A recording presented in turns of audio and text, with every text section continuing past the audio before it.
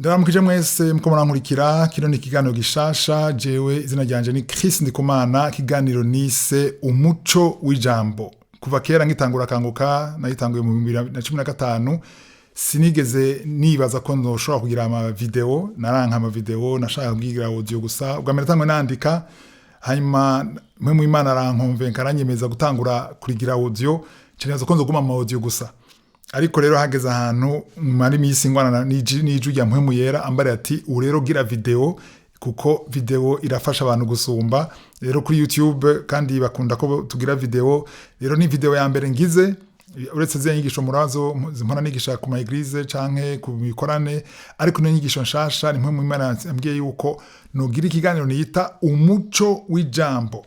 Rero ibi tuzogira amateme menshi ariko intangu y'ino munsi ni igikorwa cya mpwemu yera, la mission du Saint-Esprit.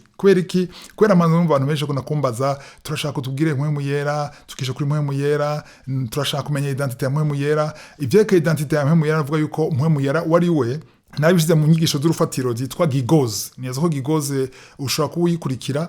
Gigoze ni amata uha kenshi abantu bagikizwa rero ayo izo nyigisho za gigoze zigisha ibintu by'urufatiro. Gigoze ya kabiri, gigoze 2 nivuga mpwemu yera. Rero urashobora muri commentaire uraza kubona link ivuga kuri gigoze aho witwa Corina baza Mike wari we mpwemu yera. Ariko no munsi rero nshaka kuvuga ugikogwa la mission. Mbega mpwemu yera afite igikorwa ikihe nkuko ndabivuga rero abantu bakunda kumbaza ngo mpwemu yera ninde ngo tubwire mpwemu yera tugisha kuri mpwemu yera ngo turashaka inyigisho za mpwemu yera ariko nashaka kubabwira yuko inyigisho mubona kuri urubuga rwa YouTube zose atani mwivuyemo ni inyigisho za mpwemu yera kuko ni inyigisho zi-inspire zivuye kuri mpwemu yera. Rero mpwemu yera ivyo bose mwabonye nigisha mu bikorane mu masengero ni mpwemu yera. Kiye gitabo cha Actes des Apôtres novuga yuko ivyakozwe n'intumwa jengo navuga ngo nivyakozwe na mpwemu yera kuko nta kimwe bashoboye batashobojwe na mpwemu yera. Ibintu vyose nigisha ni mpwemu yera ariko no musi ndashaka kubereka mission novuga igikorwa cha mpwemu yera. Ariko mbere ko tuvuga igikorwa cha mpwemu yera mbanze ndabashisheho gatoya ivyo mvuga muri gigoze ya kabiri yuko mpwemu yera ari Imana. Hari umurongo ushaka gusoma Matayo 28:19 Matthieu 28:19 avuga ngo nuko nimugende muhindure amahanga yose abigishwa mubabatiza mu izina rya Data wa twese n'iry'Umwana n'irya mpwemu yera. Urabona ko baravuga Imana Data, Imana Mwana ari we Yesu na mpwemu yera. Umva bamushize ku rugezo rw'Imana. Rero ku kibazo ko mpwemu yera ari Imana biragaragara neza ko ari Imana.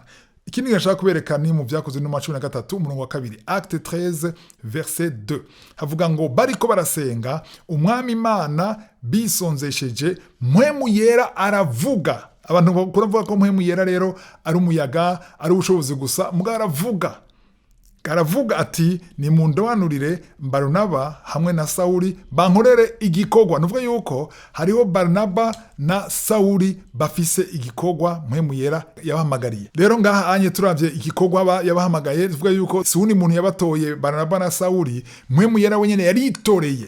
Wewe rero umukozi w'Imana nimbura umukozi w'Imana w'ukuri nuvuga yuko ni mpwemu yera yagutoye aguhamagara. Hari umumagaro w'Imana ariko tugatwumve ingene bigenda none biratera kuzazanirwa ko je nibuka yuko nkikizwa haci imyaka myinshi nkikizwa narezazanirwa gose kuko nasoma ibitabo bivuga kuri mpwemu yera. Hari ibyavuga ngo tutazire twadore mpwemu yera ukurasenga ngo hariho Imana Data urenze ushimire Data ushimire Yesu ushimire mpwemu yera nkazazanirwa ku buryo ndiko nasenga ngashima Imana Data hamwe ngasanga avuga nti nibagiye Yesu ngasinywa Yesu ngasanga nibagiye mpwemu yera ariko ari ukutamenya ijambere. Uno munsi niko navuga kuri mpwemu yera hama tuzovuga kuri Yesu tutahure neza ngene umuntu akwiye kumenya ingene asenga igikorwa cha Yesu igikorwa cha mpwemu yera. Mpwemu yera rero akazi kiwe niko tugiye tubone mu bintu bine ndabereke intumbero zine za nkenegwa cyane les 4 objectifs importants za mpwemu yera.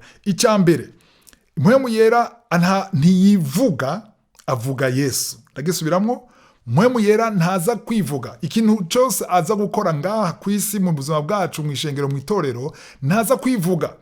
Nico gituma hari kibazo ibonye umukozi w'Imana cyangwa umuprofeti cyangwa umuhanuzi aza kwivuga avuga ubushobozi bwiwe, yivuga we nyene, ashaka ko bamumenya, uwonye nukuraba neza ko arongowe na mpwemu yera. Kuko mpwemu yera igikorwa aza gukora kuva amanuka ku munsi wa Pentecote ntiyigera yivuga.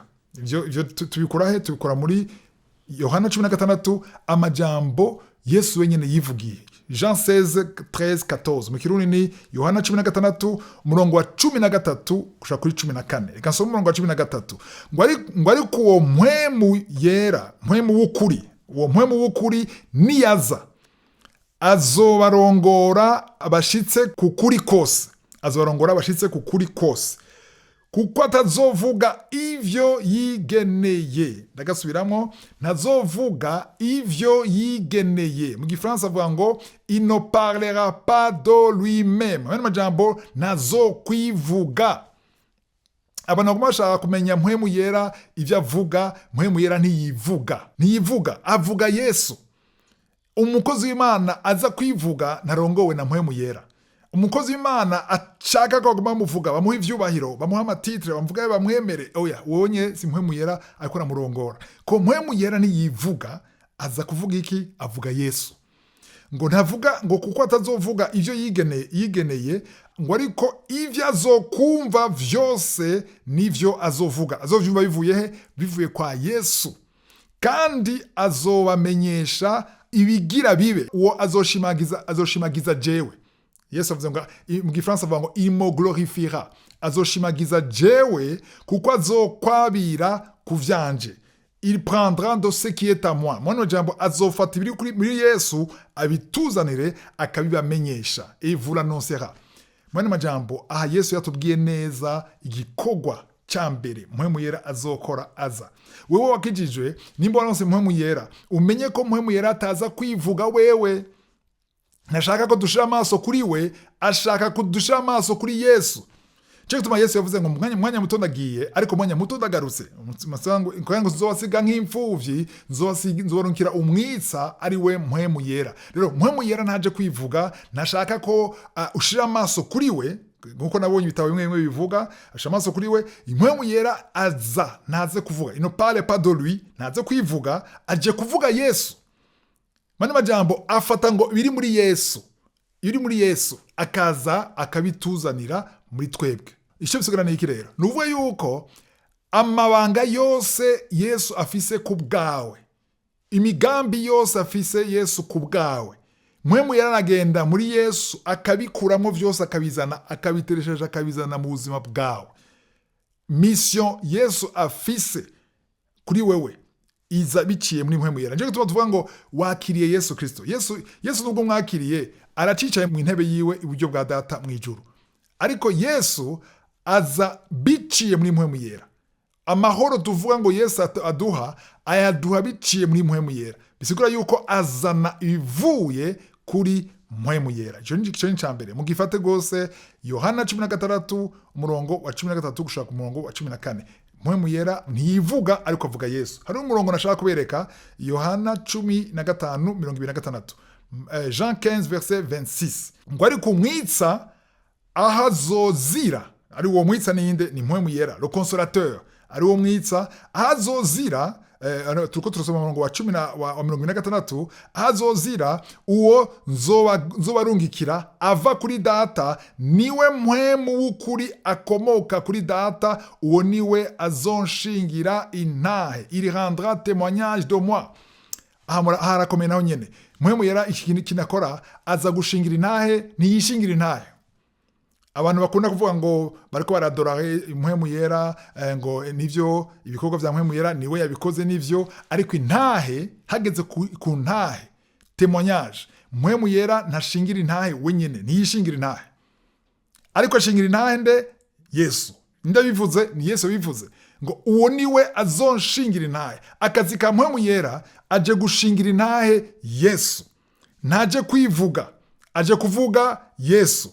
Nazanye ibintu vyiwe, azanye ibivuye kuri Yesu. Rero aha harakomeye cyane umurongo wa Yohana 15:26 muwandike yuko aza gushingira intahe Yesu. Nje gutuma nawe wagize yemwe yara yakoze igitangaza, abantu bakize, buzuye mpwemu yera barabohoka, ni waronka ico gitangaza uzoje gushingira intahe Yesu, kuko mpwemu yera yabizanye yaje gukora ivyo Yesu yamutumye gukora. Ico ni kintu gikomeye.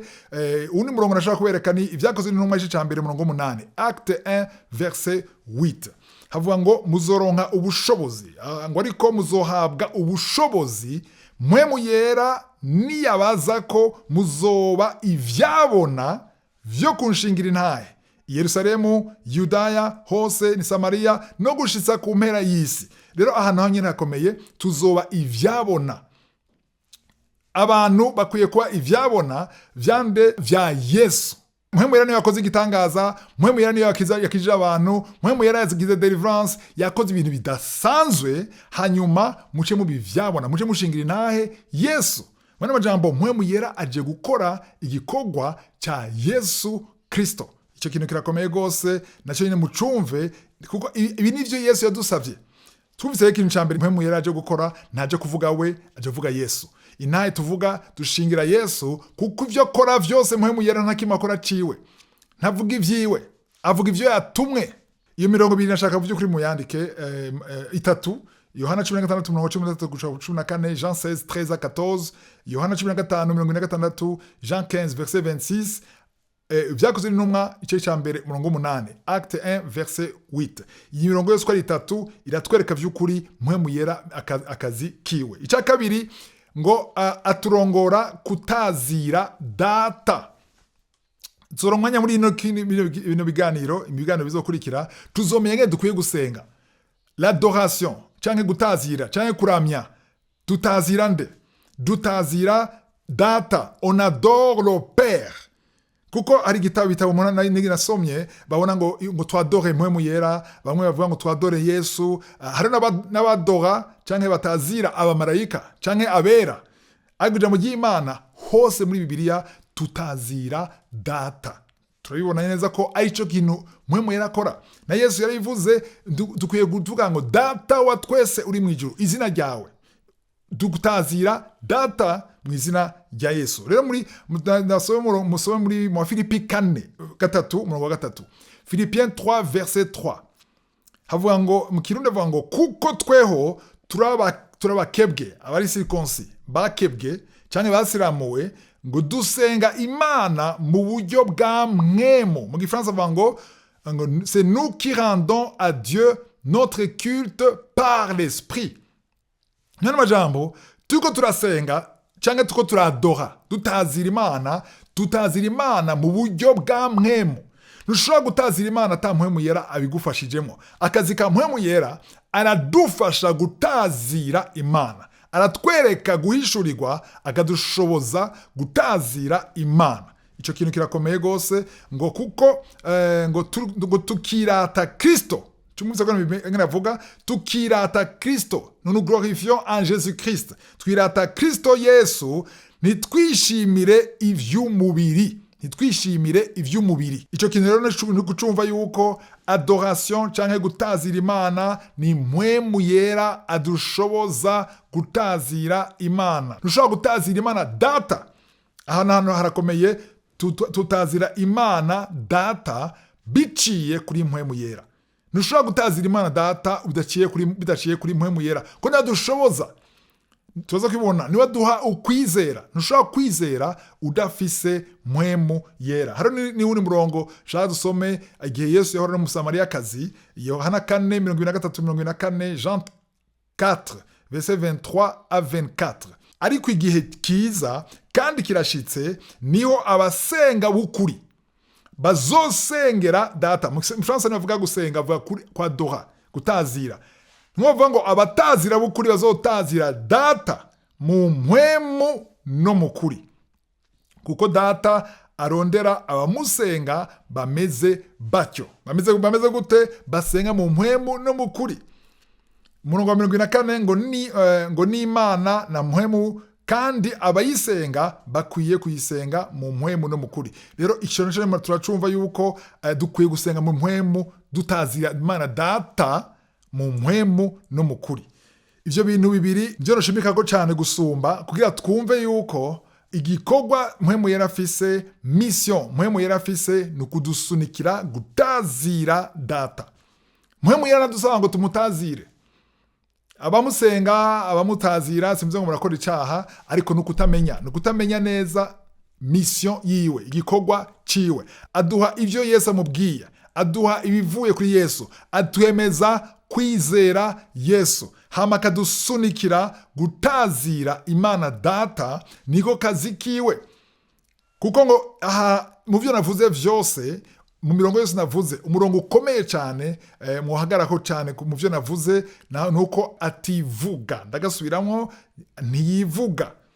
Uwo niwe azoshingira intahe. Muri Yohana 16 umurongo wa 13, Jean 16 verset 13, yuko ngo il ne parlera pas de lui-même, ntazoza yivuga. Kuko benshi abantu benshi cyangwa se abantu baza bivuga, abakozi b'Imana bivuga, ashaka kumumenya, ashaka kuvuga ati nakoze ibi, ni ukuvuga ko ariko rivuga. Nuko ntiyatahuye neza igikorwa cya mpwemu yera. Imbere ko mbandanya kino kiganiro by'ukuri nshaka ko kiba ikiganiro c'inyigisho, iratandukanye na bijya biganiro ngira burya butumwa mvuga mu mashengero canke mu bikorane. Ndashaka iyi mirongo yose niko ndababwira muyandike, cyane mu byo navuze vyose, cyane aha muri Yohana 16 muhafate, muhandike, yuko ataza kwivuga. Yivuga, yishira hejuru, nashaka kumutazira, nashaka kumusenga, kuko nabonye ko arabamusenga. Mpwemu yera turaza kwibona ngo dusengera, aradusengera kandi akadushoboza, akaduha inkomezi, akaduha kwizera, akaduha gushishikara, gutitiriza. Mpwemu yera gusunikira gusenga. Nimba mbona umuntu ari musenzi asenga neza, asenga imisi yose, nuko mpwemu yera ariko aramushoboza. Donc icyambere twacumvise, ntiyivuga. Avuga nde? Avuga Yesu. Yesu niwe avuga kandi akadusunika gutazira, adoration, kwadora Imana Data. Kandi agashaka ntaza kwishingira intahe, ashingira intahe nde? Yesu. Niko tuko turabisoma ngaha. Ivyagezwe n'intumwa rero ice ca mbere umurongo 8 naho twabonye yuko tuzoba aba témoin. Ivyabona vyande vya Yesu. Mpwemu yera niwe aza kudushoboza, niwe akora ibitangaza, ariko tubivyabona vya Yesu. Icyaka twacumbise yuko aturongora gutazira Imana Data. Twabibonye muri Filipi 3:3, imirongo ndabasavye by'ukuri muyandike, yuko duhimbaza Imana, dusenga cyangwa dutazira Imana mu buryo bwa mwemu. Muri Filipi 3:3. Yohana 4:23 na 24 ni Yesu yabivuze ko abasenga cyangwa abadora, abatazira bukuri, batazira mu mpwemu no mu kuri. Rero tuje uca gatatu. Twavuze ibintu bine, nabwo ko ngenda babwira ibintu bine, intumbero nyamukuru zine za mpwemu yera. Cya gatatu rero, aratwemeza icyaha. Umuntu wese yashoboye kwihana, ukemera kuri umunyavyaha, ugaca ugufi, cyangwa ukumva wakoze icyaha, hamukumva ukuriyagiriza, urabuza amahoro, umengo wahemukiye Imana, ukumva urabuza amahoro, ukaja imbere y'Imana ukarira, Mana mbabarira, sishaka gusubira. Abantu baboshwe n'ubusambanyi canke kwisambanya, masturbation, bama bakorarira, igitumurira ni mpwemu yera kwereka ko ari kibi. Umunsi wakoze icyaha, wasambanye, wagize masturbation, kwisambanya, ukagira ibintu bitari vyiza bitajanye mu y'Imana, ukumva na amahoro muri wewe, ntaco bikubwira, birateye ubwoba. Kuko mpwemu y'Imana nzokurukura mwumva. Mpwemu y'Imana ni wakwemeza icyaha. Ivyo byose ni Yesu bitubwiye. Yohana 16 umurongo 8 avuga ngo uwo niyaza, ari we mpwemu yera, ngo niyaza azohinyuza abisi, abemeze ivy'icyaha. Nta muntu, abantu bugira evangelisation, abavuga butumwa, aba evangeliste, ndakubwira ukuri yuko umuntu ushobora kumwemeza icyaha ata mpwemu yera amushoboje. Mpwemu yera niwe ataza kumushoboza akamwemeza ko yakoze icyaha. Rero wewe urabwira umuntu ubutumwa, ukamubwira Yesu, atemeye mureke, wasize imbuto, ariko mpwemu y'Imana niwe azomwemeza ko yakoze icyaha, kuko icyaha arakizi. Ariko uko kuntu ataco bimubwira, atajuri mwagiriza, nuko atarumva, ntaraba sensible, ntarumva mpwemu yera. Rero ngo aratwemeza ngo abemeza icyaha, n'ivyo kugororoka, n'ivy'amateka, n'ivyicaha kuko batanyizeye. Umurongo w'umunani ngo il convaincra le monde, azokwemeza isi ivyerekeye icyaha. Agakiza ntushobora kugaforsa. Cinibuka kera tukikizwa warasanga umuntu jeune agenda kurondera umuntu akambwira ubutumwa akanka akamvuga ngo siva ngaho utihanye, siva ngaho ngo udasubiremo jambo, ukavugira abantu ngo subiramwo, ukinginga niwihane, vuga aya majambo. Urashobora kubisubiramo kubera wabukura mugobera, ariko nazo wakijijwe. Iyo umuntu vy'ukuri mpwemu Imana mugendeye, ntukeneye kuza kumusigurira ngo banza ngo ugire ibi, oya, uramugira ubutumwa gusa. Akazi ni mpwemu yera. Iyo ngize ibikorane jewe cyo nkora ndavuga ubutumwa gusa, ariko mpwemu Imana niwe ariko arakora mu mitima y'abantu. Abantu nibizera wewe, abantu bose bagukurikira mukozi w'Imana, ni kubera mpwemu y'Imana yabemeje kukumviriza. Abantu bose uzobona ko arihana bakava mu vyaha, Sudiya nakango azi kuvuga, oya ntazi kuvuga, n'ubuntu bwa mpwemu yera. Ico kintu mugifate, mpwemu y'Imana niwe yemeza icyaha. Icya kane rero, ico nyene gica nyuma gikomeye, icya kane, mpwemu yera aradusengera. Ico kintu kirakomeye. Twatuzi ndakora kwigisha cyane ko Yesu adusengera. Jambo y'Imana bivuga ko Yesu adusengera nk'umuherezi mukuru mu Baheburayo 7:25, ariko na mpwemu y'Imana aradusengera. Abantu rero mwari kenshi mukunda gusenga mpwemu yera, mumenye ko ahubwo arabasengera. Arabasengera kubera iki? Abasengera kugira mushobore kuronka ingomezi zo gusenga kandi mukamenya gusenga. Kuko biri usenga wewe bikurasaba, ushobora kuba utazi kubisaba, ukaba utabivuga neza, ariko wewe arazi ivyo akwiye kuvuga. Reka dusome mu Roma 8:26. Niko na mpwemu adufasha mu ntege nke zacu, kuko tutazi uko dukwiye gusenga, ariko mpwemu ubwiwe aradusengera aniha iminiho itovugwa. Rero ico kintu cyo go mpwemu y'Imana dusengera ni ikintu gitera intege, kuko mu Gifaransa avuga ngo mais l'esprit lui-même intercède. Mpwemu nyene wewe ubwiwe aradusengera n'iminiho itagira uko yovugwa. Kweri kagira iyo miniho kuko ariko ari inginga imbere y'Imana, kandi ngo nituzi ibyo kwiye gusaba. Niko handitse ngaha, nous ne savons pas ce qui nous convient de demander dans nos prières. Mu Kirundi bisigura ngo ntituzi ibyo dukwiye gusaba mu masengesho. Kuko urashobora gusaba ibintu wowe ushaka, wifuza, ari ugasanga si umugambi w'Imana, si ubushake bw'Imana.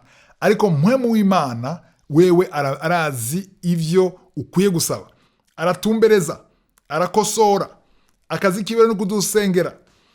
Kandi ngo niwe mu Gifaransa avuze mu 70 ngo celui qui sonde les cœurs connaît quelle est la pensée de l'esprit. Niwe azi gusesa imitima yacu, kuko ngo niwe adusengera, ngo il intercède en faveur des saints.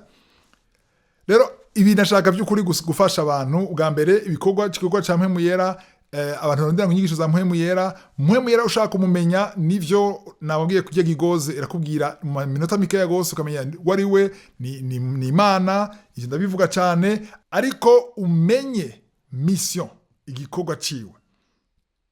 Abantu bavuga ngo ndamusenga mu gitondo, nukutamenya, kuko mpwemu Imana aragushoboza gusenga, agusunikira gusenga, agusunikira kugororokera Imana, agusunikira kwanka icyaha. Ntushobora kwanka icyaha atari mpwemu yera akwemeje. Ntushobora kwemera ko Yesu ari umwami n'umukiza wawe atari mpwemu yera akwemeje. Ntushobora kwemera ko Imana ibaho utavyemejwe na mpwemu yera. Gute ukomera Imana utigeze ubona? Imana yubona, hari igere ubona, ariko uremera ko ibaho. Ni gute ukomera ijambo ry'Imana ko ari ukuri atari mpwemu yera? Mpwemu yera ni umuco.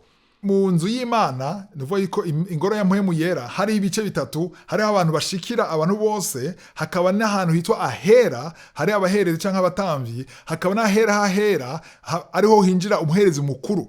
Rero aho hantu hahera ariyo le lieu saint, winjiye ikintu ca mbere wasangayo hari imeza hari ariko hariho ico bita chandelier, iriya tara. Chandelier rero irya tara ni shusho ya mpwemu yera. Bisigura yuko rya tara ritatse haba ari umwijima, ntibari gushobora kubona naho batora imikate, ntibakubona ikintu na kimwe. Rero wewe uri umwana w'Imana, urakeneye kuyoborwa na mpwemu yera ivyo ukora vyose. Amasengesho yose ukwiye kuyoborwa na mpwemu yera, kuko tuzobona muri zini nyigisho tuzobona yuko hari amasengesho ari mu mubiri. ugasanga urongowe n'umubiri n'ivyifuzo vy'umubiri n'ivyifuzo vya kamere, ariko ugasanga ivyifuzo vya mpwemu yera n'ivyifuzo vya kamere n'ivya mpwemu yera biranyuranye. Ivyo mpwemu yera ashaka biranyuranye n'ivyo kamere ishaka.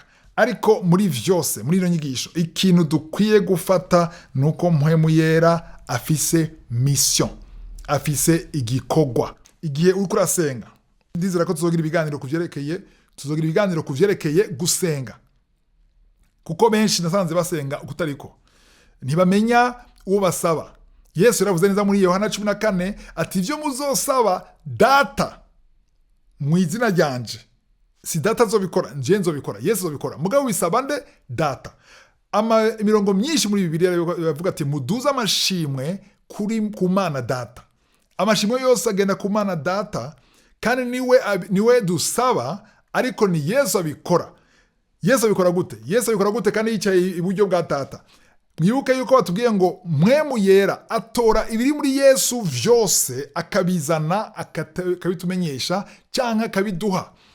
Nuvuga yuko mpwemu yera mu majambo novuga yuko ariko araserukira Yesu hano. Ni nkuko Yesu akiri ngaha, nico tumabwira abigisha ati ndagiye mwanya muto mugabo nzoca ngaruka. Kandi nzobasiga muri imfuvyi, nzorukira umwitsa ari le consolateur. Rero mpwemu yera Imana iri ngaha iri kumwe natwe, ariko afise ibintu bine bikomeye. Kana so ndabibutse, icambere ntiyivuga, mu vyandike ntiyivuga, ariko avuga Yesu. Ico kintu mugifate. Ica kabiri, aturongora gutazira Data. Mwumvise yuko adusaba kumwadoha cyangwa kumutazira, ahubwo adusunika gutazira Data. Icambere ntiyivuga, avuga Yesu. Ntatubwira ivyiwe, atubwira ivya Yesu. Hanyuma ica kabiri, aturongora gutazira adoration, kwadora Data. Ivyo nabwiye yuko jekera nama nzazanirwa, mbega ntazira nde, mbega ntazira Yesu, ntazira mpwemu yera, ntazira Data, ariko mpwemu yera adusunika gutazira Data. Ica gatatu, atwemeza icyaha. Atwemeza icyaha, kuko umuntu wese uno musi hari abantu basigaye bakina n'icyaha. Yaco bibabwira, barakina ikintu cose, barakora, barabesha naco bibabwira, barasambana naco bibabwira, bakumva umengo nibisanzwe bakamenyera. Nuvuga yuko urikura ta sensibilité, kumva ijwi rya mpwemu yera. Ica kane, aradusengera. Gihe cose ngize intege mu masengesho, nama nibuka ko mpwemu yera ko aransengera, birantera intege. Kandi iyo wobivuga nabi, je nabwo mfise ngo sinasenze neza, sinabitumbereje, ndazi ko mpwemu yera aza kubitumbereza. Ivyo bintu binere mu bifate, ntiyivuga, avuga Yesu. Ica kabiri, araturongora gutazira Data. Ica gatatu, atwemeza icyaha. Ica kane, aradusengera. Ivyo bine umara kubimenya bizokwigisha gusenga. Uzosigara utazira neza, uzi neza utazira, uzi n'igikorwa ca mpwemu yera. Rero nashatse kuvyukuri kwishura abantu bavuga ngo turakena inyigisho ngo zo kuri mpwemu yera. Mpwemu yera, inyigisho zose zivuga mpwemu yera, nta muntu yovuga ikintu ata mpwemu yera canke mwuka wera. Rero iki kiganiro ca mbere, kuko nabivuze, hari ikiganiro ca kabiri. Muzokikurikira hano kuri no rubuga, nizere ko cyabafashije. Nimba cyabafashije, mugisangiza abandi, ndiho abahe umugisha.